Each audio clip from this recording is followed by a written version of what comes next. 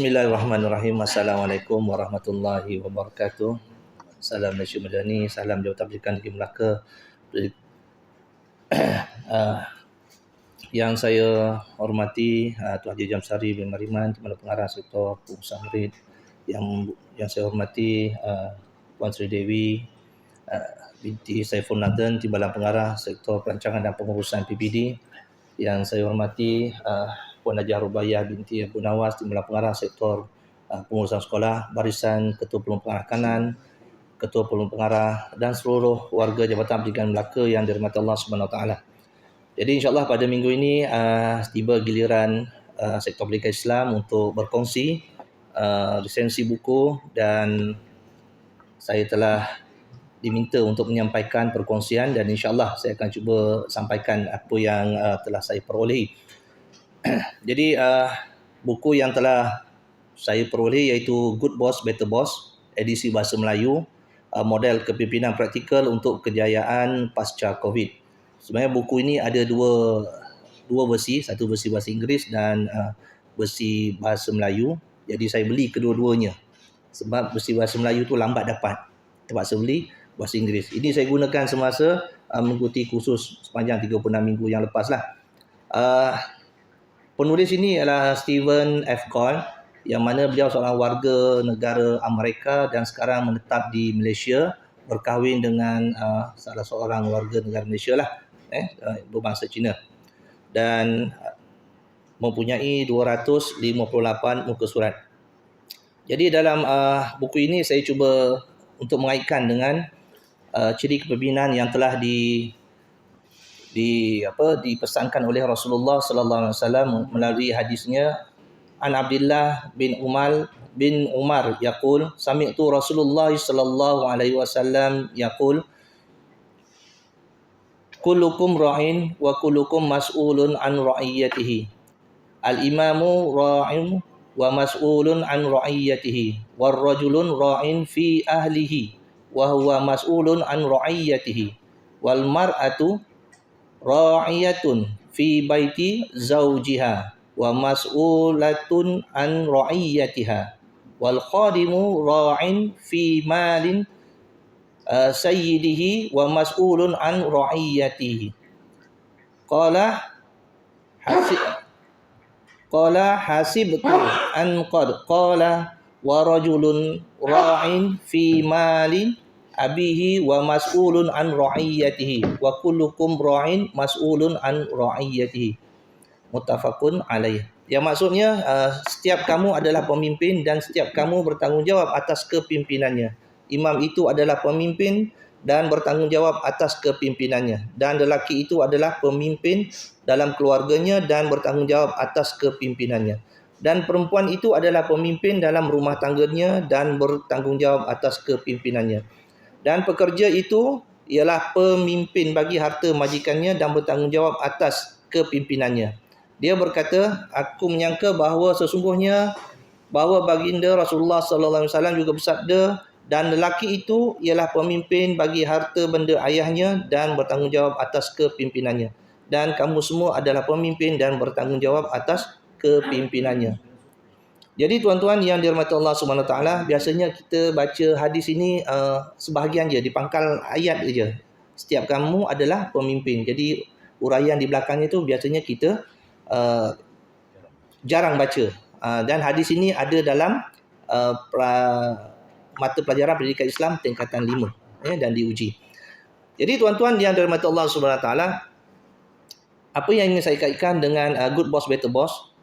Dalam buku ini mengandungi 9 bab sebenarnya. Saya tuliskan 8 saja sebab bab yang ke-9 itu adalah berkaitan dengan soalan-soalan saja. Jadi antaranya apa maksud sebenar kepimpinan, siapa anda, siapa mereka, membangunkan sistem dan proses yang betul, operating system, komunikasi dengan pasukan, rakan sekerja, bos dan pengurusan kanan, menguruskan pekerja, membimbing, menangani masalah, persediaan fasa seterusnya. Jadi dalam ringkasan buku ini saya rangkumkan bab 1 dan bab 2, iaitu ciri pemimpin yang baik, yang mana setiap pemimpin mesti mempunyai 2 sifat utama yang dinyatakan oleh penulis ini, iaitu keberanian dan etika. yang mana pemimpin perlu berani membuat keputusan dalam sesuatu perkara dan beretika. Mana etika itu mesti seiring dengan keputusan yang diberikan atau yang dikeluarkan. Mengenali diri dan subordinat, iaitu pemimpin ini mesti tahu setakat mana kemampuan dirinya dan batasannya, serta mengenali diri stafnya, pekerja-pekerjanya. Dan seterusnya menyelir subordinat dengan personaliti, etnik dan etnik yang berbeza. Di dalam Jabatan Pendidikan di Melaka ni khususnya kita ada pelbagai bangsa. Jadi bermaksud kita tidak boleh menyamaratakan kaedah kita berkomunikasi ataupun bagaimana kita nak mendekati warga jabatan yang berlainan bangsa. Mungkin kaedah dengan kita yang sama bangsa Melayu mungkin tidak sama dengan kaedah yang rakan-rakan yang berbangsa India dan juga berbangsa Cina. Walau bagaimanapun, kita boleh memberikan penerangan dan pendedahan kepada mereka untuk kita sama-sama memahami kaedah dan pelaksanaan. Mengurus organisasi saya rangkumkan dalam bab 3 dan 4 yang mana memberi fokus kepada prosedur dan proses kerja. Yang mana setiap tugas yang diberikan ada prosedur dan proses kerja daripada A sampai Z, daripada mula sehinggalah tamat suatu kerja. Dan kita perlu mematuhi, dan ketua iaitu pemimpin sebuah organisasi perlu memastikan setiap proses itu mematuhi prosedur. Kalau bagi mengelakkan sebarang kesulitan yang akan timbul di masa akan datang. Kemudian membina komunikasi yang berkesan sesama ahli, ya. Perlu membina komunikasi bersama subordinate, bersama warga kerja dan sesiapa saja pelanggan kita. Dan insya-Allah setakat ini kita Jabatan Pendidikan Melaka memang kita mengamalkan pintu terbuka, bersedia untuk menerima pandangan dan sebagainya. Mengurus, mengawal dan memotivasikan subordinat. Jadi bermaksud di sini kita dah mengurus, kita telah mengawal pelaksanaan program, dan kadang-kadang kami warga jabatan, warga kerja perlukan juga sokongan motivasi daripada pemimpin-pemimpin atasan. Dan seterusnya membangun kapasiti, iaitu peranan pemimpin sebagai pembimbing. Jadi nasihat dan teguran itu amat kami perlukan dalam memastikan kerja yang kami lakukan ini adalah menepati sebagaimana yang dikehendaki. Kaedah membuat keputusan dan mencipta peluang, dan insya-Allah perkara ini saya sepanjang tak lama berada di jabatan, lebih kurang 23 tahun di jabatan, saya menampak ruang dan peluang yang pemimpin-pemimpin sebelum ini bina dan berikan kepada Jabatan Pendidikan di Melaka. Dan alhamdulillah inilah yang kita capai sepanjang di Jabatan Pendidikan di Melaka. Alhamdulillah. Dan seterusnya ciri-ciri pemimpin yang baik. Kalau kita lihat ciri-ciri pemimpin yang baik, mampu membina hubungan positif dengan anggota pasukan. Yang ini memang terbukti wujud di jabatan sepanjang saya berada di jabatan ini. Kemudian mendengar dan memberi maklum balas dengan berkesan. Alhamdulillah. Dan ini semua telah dilakukan dan memahami dan menyokong keperluan pasukan. Dan saya pasti inilah yang telah dilaksanakan juga di jabatan kita ini. Dan bagi mewujudkan pemimpin yang lebih baik, maknanya wujudkan persekitaran kerja yang inklusif, yang lebih baik, yang lebih selesa, bersesuaian. Dan saya percaya setiap bahagian mempunyai peranan masing-masing dan kita sama-sama untuk menjaga nama baik organisasi kita. Dan mendedahkan pasukan kepada peluang pembelajaran dan pertumbuhan untuk maju ke hadapan, untuk mencipta peluang kejayaan. Menginspirasikan ahli pasukan untuk mencapai potensi mereka. Dan itu yang selalu disebutkan oleh mantan pengarah kita, motivasikan, dan timbalan-timbalan kita juga, ketua-ketua penolong pengarah juga memberikan motivasi kepada rakan-rakan warga Jabatan Pendidikan.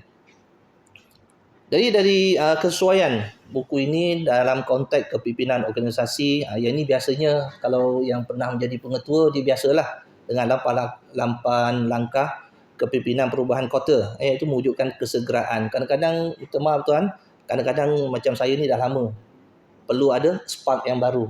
vibe yang baru. Jadi kena motivasi yang baru. Jadi ada bimbingan, dorongan, mungkin teguran. Jadi pemimpin kenali warga kerja yang lama, yang baru, mengamalkan pintu terbuka dalam komunikasi dan sebagainya, bersedia untuk menerima pandangan. Dan seterusnya dalam buku ini juga membentuk pasukan yang kuat, mendapatkan penumpang yang betul.